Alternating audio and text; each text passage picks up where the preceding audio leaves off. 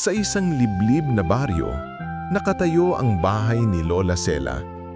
Kilala siya ng mga kapitbahay bilang tahimik na matanda, mahilig magtanim ng gulay sa bakuran, magtimpla ng kape tuwing umaga, at magkwento ng mga lumang awit kapag may bisitang bata. Hindi siya palakwento tungkol sa sarili, pero palaging may ngiti kapag may dumadalaw. Dumating si Luningning, ang kanyang apo. 7 taong gulang, galing sa bayan. Masayahin, mausisa, at mahilig magtanong ng mga bagay na hindi agad nasasagot. Sa baryo, siya ang batang laging nakatingin sa langit, parang may hinahanap. Tahimik ang bahay ni Lola Sela. Hindi dahil walang tao, kundi dahil marunong manahimik ang mga bagay sa loob nito. Ang bentilador na laging nakatigil, ang orasan na minsan lang tumunog, at ang sahig na may alikabok na hindi ginagalaw ng hangin. Sa itaas ng hagdan, may silid na bihirang puntahan. Amoy lumang papel at pinatuyong bulaklak. Doon, sa dingding na may lamat, nakasabit ang isang kalendaryong kupas. Pebrero 1997. Hindi na gumagalaw ang mga araw. Lola, bulong niya, bakit hindi mo tinatanggal to?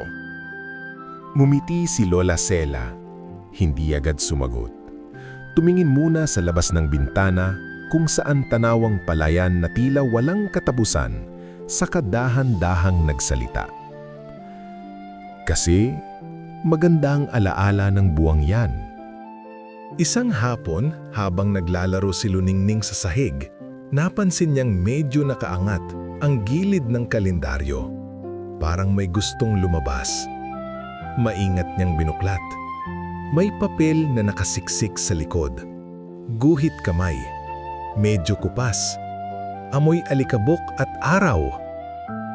Binasa niya ng dahan-dahan. Para sa darating na batang may ngiti ng araw. Kapag nakita mo ito, ibig sabihin ay narito ka na. Huwag mong kalimutang tumingin sa labas tuwing Pebrero. May mga bulaklak na para sa'yo. Napakagatlabi si Luningning. Hindi niya alam kung para sa kanya iyon, ngunit may kung anong pakiramdam na humila sa kanya.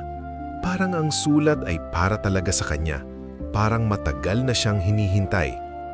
Kinabukasan, Pebrero na. Maaga siyang nagising.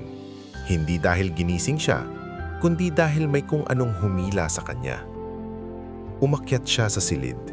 Tahimik pa rin ang paligid. Ang kalendaryo, naroon pa rin. Pebrero 1997. Hindi gumagalaw. Binuksan niya ang bintana. Sa labas, may mga bulaklak na dilaw. Maliit at payapa, kumakaway sa hangin na parang may sariling galaw. Hindi niya alam kung kailan tumubo ang mga yun. Parang bigla na lang silang nandoon. Parang alam nilang may darating. Nakangiti si Luningning. Hindi dahil masaya siya, kundi dahil parang may yumakap sa kanya. Hindi katawan, kundi alaala. Sa likod niya, si Lola Sela.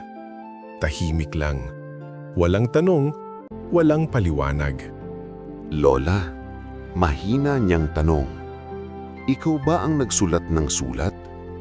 Umiling si Lola.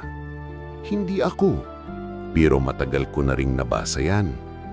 Para kanino kaya yon? Lumipas ang mga taon. Lumaki si Luningning. Umalis, bumalik, nagtayo ng sariling pamilya. Pero tuwing Pebrero, umaakyat pa rin siya sa silid sa itaas. Hindi na niya binabasa ang sulat. Hindi na rin niya tinatanong kung para sa kanya iyon. Pero binubuksan pa rin niya ang bintana. At naroon pa rin ang mga bulaklak. Dilaw, maliit, kumakaway sa hangin. Sa likod niya, si Tala, 7 taong gulang. May hawak na laruan, may baong tanong. Nanay, bulong nito, bakit hindi mo tinatanggal tong kalendaryo? Ngumiti si Luningning. Hindi agad sumagot. Tumingin muna sa labas, saka dahan-dahang nagsalita. Alam mo anak, maganda kasi ang alaala ng buwan na iyon. Tahimik si Tala. Tumingin siya sa bintana, sa mga bulaklak, sa langit. Sa loob ng silid, walang gumalaw. Ngunit parang may dumaan. Isang buntong hininga. Isang alaala. Isang paalala na hindi kailangang ipaliwanag.